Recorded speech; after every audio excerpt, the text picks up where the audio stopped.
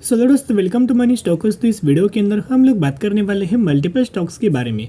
आज के दिन दोस्तों अगर आपने इन कंपनीज का परफॉर्मेंस देखा होगा, सबसे पहले जो IRFC कंपनी है उसका अंदर अगर आप परफॉर्मेंस देखोगे तो ऑलमोस्ट हमें 10% का अपर सर्किट इस कंपनी के अंदर दोस्तों लग चुका है।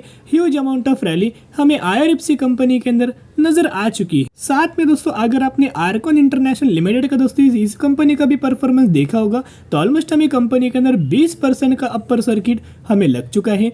यानी कि रेलवे रिगार्डिंग जितने भी कंपनीज काम करता है, रेलवे रिगार्डिंग जो भी कंपनी बिजनेस करते हैं, हर एक कंपनी के अंदर शानदार तरीके से तेजी है।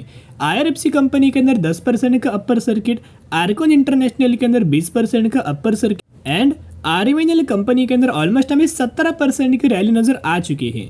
IRCTC कंपनी को छोड़ के, यानी कि IRCTC कंपनी को छोड़ के बाकी तीनों कंपनीज के अंदर बहुत ही शानदार तरीके से रैली अब नजर आ चुकी है। अभी देखिएगा इन रैली के पीछे का रीजन क्या है, इन रैली के पीछे की वजह क्या है। चलिए दोस्तों इन डिटेल के अंदर ये वजह हम लोग जान लेते हैं।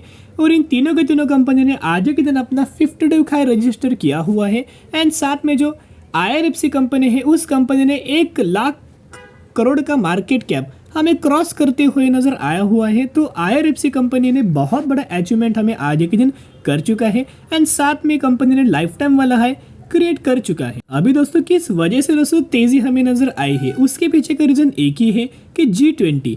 अब ये G20 है क्या, इसका वजह से क्यों रैली आया, चलिए हम लोग जान लेते हैं। 3 railway stock were in focus on Monday trading session following the historic US and European Union agreed on the Middle East India rail and shipping corridor at the G20. The US inked an agreement with India, Middle East nation and EU with the globe linking that they were system railways and marine lines. अभी देखिएगा, अभी मैं आपके साथ in detail के बारे में बहुत ही आसान शब्दों में हम लोग बात करेंगे। यहाँ यूरोपियन यूनियन की, मिडल ईस्ट की एंड इंडिया की, ये तीनों के तीनों बड़े बड़े कंट्रीज की एक दूसरे के साथ दोस्तों पार्टनरशिप नज़र आया हुआ है। अभी देखिएगा, अभी दोस्तों पार्टनरशिप किस रिलेटेड हुआ, shipping and railways and marine lines regarding, rail shipping regarding एक बहुत ही शानदार तरीके से दोस्तों हमें एक ऑर्डर साइन हुआ है, एक डील हमें साइन हुआ है। तो चलिए अभी दोस्तों ये फोटो से रिलेटेड हम लोग बात करेंगे। देखिएगा अभी आप सभी को पता है कि सिल्क जो रूट है, चाइना का जो सिल्क रूट है आपको पता ही होगा। एक तो ये ट्रांसपोर्ट अगर कोई भी यहाँ से वहाँ दोस्तों अगर आप ट्रांसपोर्ट करते हो और यहाँ अगर आप चाइना को कंसिडर अगर नहीं करेंगे तो बाहर से दोस्तों आपको घूमते आते हुए पड़ेगा, जो कि इसका ट्रांसपोर्टेशन कॉस्ट बहुत ही ज़्यादा बढ़ जाएगा। लेकिन अगर आप दोस्तों बीच में से आओगे तो इसके बेनिफिट बहुत ही ज़्यादा नेशन को दोस्तों नज़र आएगा। जैसे कि अपडेट्स के अंदर हमने बात किया, अभी ये पकड़ना है एक यूरोपियन यूनियन, ये है मिडल ईस्ट एंड ये है इंडिया। यानी कि पकड़ना एक यूरोपियन यूनियन, सही बात है, ये मिडल ईस्ट है एंड ये इंडिया है। अभी इस रूट के द्वारा दोस्तों जो कॉस्ट अभी घूम कर आना जो कॉस्ट लगता था वो बहुत ही ज़्यादा दोस्तों ट्रांसपोर्टेशन कॉस्ट लगता था। एक तो आप ये बोल सकते हो बाय रोड या फिर बाय शिप।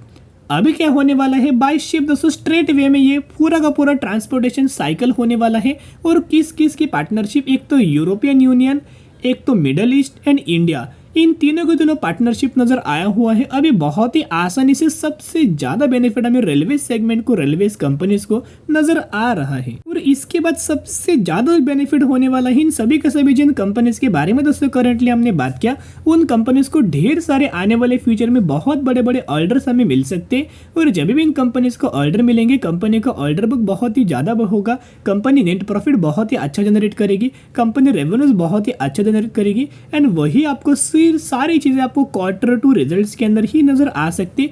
बहुत बड़ा इंपैक्ट आपको Q2 रिजल्ट्स के अंदर रेलवे रिगार्डिंग कंपनीज के अंदर नजर आ सकता है। अभी इन डिटेल के अंदर दोस्तों यहाँ अगर आप देखोगे तो चलिए बात कर लेते हैं, जो कि आपको बहुत ही इन डिटेल के अंदर समझ में आ जाएगा। The project was unveiled at the annual group of 20 summit of the world leading economics, US president Joy Biden, Indian prime minister Narendra Modi and European commission president, इनका ये नाम है। The project is a component of Partnership for Global Infrastructure Investment Program, an economic corridor linking India, the Middle East and Europe will be soon be established। यानी कि जो current basis के ऊपर news हमने देखा वो आने वाले फ्यूचर में एग्जीक्यूट बहुत ही जल्द आ सकता है। और जब भी एग्जीक्यूट होगा सबसे ज़्यादा ट्रांसपोर्टेशन कॉस्ट हमें बहुत ही जल्द घट जाएगा। और historic effect of connectivity infrastructure collaboration with and includes India, UAE, Saudi Arabia, EU, France, Italy, Germany and US will be the first of the kind economic corridor. यानी कि इन सभी कंट्रीज़ को बहुत ज़्यादा पार्टनरशिप नज़र आया हुआ है एंड बहुत ही शानदार तरीके से एक लिंक हमें ये रेडी किया है और इस लिंक के द्वारा पूरा आने वाले समय का ऑपरेट नज़र आ जाएगा। यहाँ देख सकते हो, according to the report from the White House, the railway agreement will connect shipping and rail lines from India to Europe via UAE, Saudi Arabia, Jordan and Israel. इस रूट के द्वारा हर एक चीज़ दोस्तों ऑपरेट हो जाएगा, जिसका बेनिफिट हमें सबसे ज़्यादा रेलवे सेगमेंट को नज़र आएगा। और इसी की वजह से आर्कन इंटरनेशनल के अंदर, आरवीएनएल के अंदर एंड आईआरएफसी के अंदर बहुत ही शानदार तरीके से बहुत ही गजब का तेज़ी नज़र आ चुकी है। एंड कुछ दिनों पहले से ही बहुत ज़्यादा रैली हमें आईआरएफसी कंपनी के अंदर नज़र आ रहा था। मैंने आईआरएफसी कंपनी जब ऑलमोस्ट 38 रुपीज़ के आसपास भी दोस्तों हमने रिकमेंड किया था बाइंग के लिए, फिर 38 रुपीज़ की कंपनी ने 52 एक हाई अपना जनरेट किया 52 रुपीज़ का, और बाद में ओएफएस का फेयर की वजह से कंपनी गिरा एंड 46 रुपीज़ के आसपास अवेलेबल हुआ। आप चैनल के ऊपर जाकर दोस्तों वीडियोस देख सकते हो, हमने 46 रुपीज़ के आसपास भी बाइंग करने का मैंने बोला था कि सही मौका है। इस लेवल्स के आसपास कंपनी अगर कंसोलिडेट करे, होल्ड करे तो बाय ऑन स्ट्रेटेजी अप्लाई कर सकते हो। आने वाले सालों में बहुत ही अच्छा खासा कंपनी मुनाफा बना देख सकती है। अगर इसके हिसाब से अगर आप कंपेयर करेंगे तो ऑलमोस्ट कंपनी ने पिछले एक महीने में 100% का रिटर्न शेयर होल्डर्स को बना के दिया हुआ है। तो जिसके हिसाब से क्या हमें करंटली निवेश करना चाहिए, देखिएगा पिछले एक महीने का परफॉर्मेंस देखोगे तो ऑलमोस्ट हमें हाफ महीने से ही कंपनी के अंदर रैली आना स्टार्ट हुआ एंड 71% का रिटर्न कुछ ही दिनों में कंपनी ने शेयर होल्डर्स को दे चुका है। एंड साथ में आईआरएफसी का अगर आप पिछले एक सालों का परफॉर्मेंस देखोगे तो 270% का रिटर्न अभी भी दोस्तों कंपनी शेयर होल्डर्स को दे रहा है एंड लगातार कंपनी के अंदर रैली नजर आ रही है। एंड आज के दिन कंपनी ने अपना एक बहुत अच्छा खासा मार्केट कैप अचीव किया हुआ है। ऑलमोस्ट 1 लाख करोड़ का मार्केट कैप आज के दिन कंपनी ने अचीव किया हुआ है।